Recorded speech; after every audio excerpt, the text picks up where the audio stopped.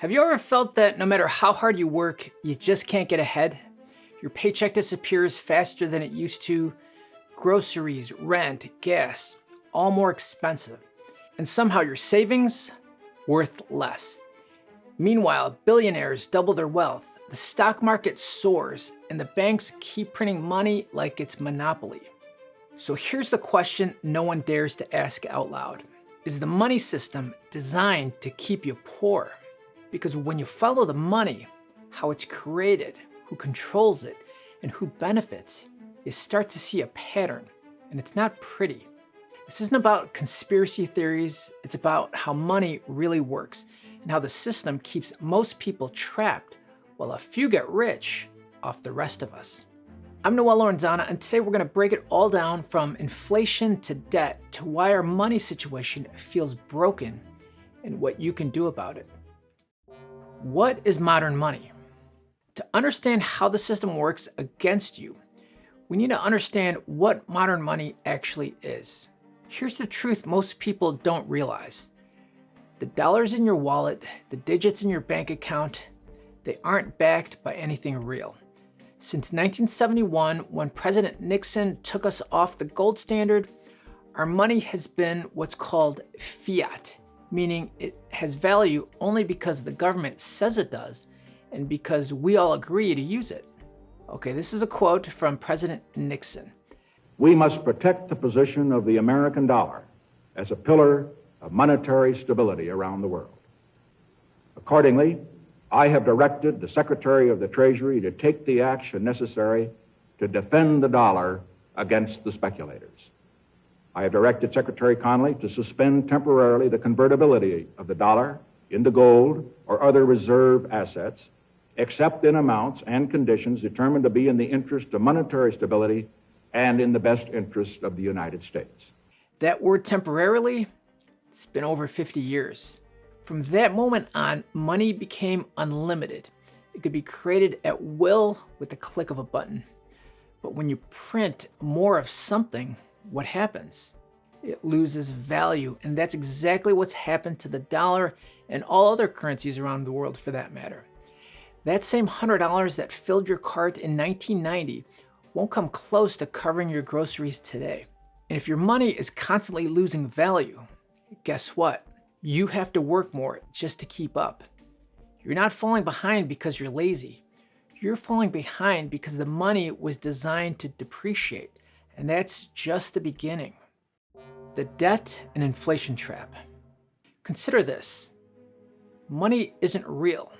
It's a construct. Some even say it's a system designed to control you. And it starts with debt. Student loans, credit cards, car loans, mortgages. They don't just take away your money. They take away your future. When you borrow, banks make money. When you pay interest, they win no matter how hard you work. And it's not just you. The government itself is buried in trillions of dollars in debt. And how do they fix that problem? They borrow and they print even more money. And that brings us to the second weapon, inflation. Inflation is a hidden tax.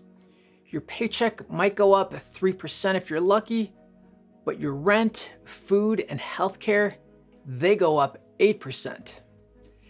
It's a slow drain on your prosperity. You don't notice it day to day, but year after year, you start to realize that it quietly steals your purchasing power. And guess who benefits from inflation?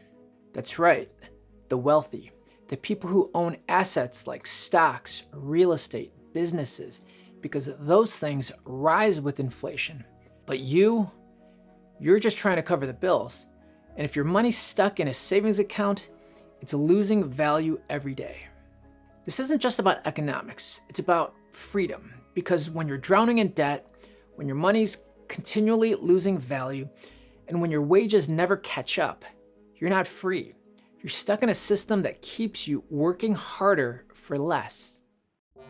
Was this all by design? You might be asking, okay, Noel, but was this all just bad policy, or was it designed on purpose?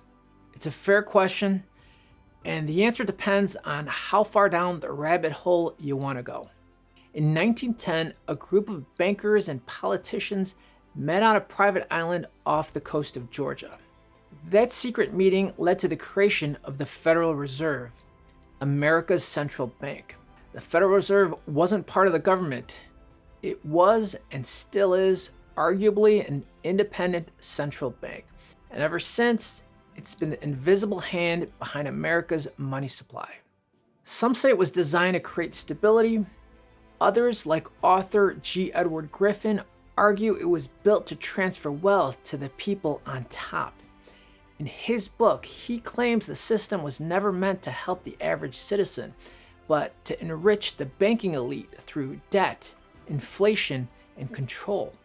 Now, whether you believe that or not, let's look at the results. The rich are getting richer, the middle class is shrinking, wages have fallen way behind, and prices keep rising. And also, debt is exploding. If that wasn't the intention, it sure is the outcome.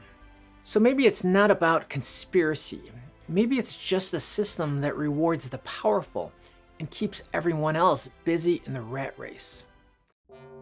You're not crazy, the system is rigged, but you're not powerless.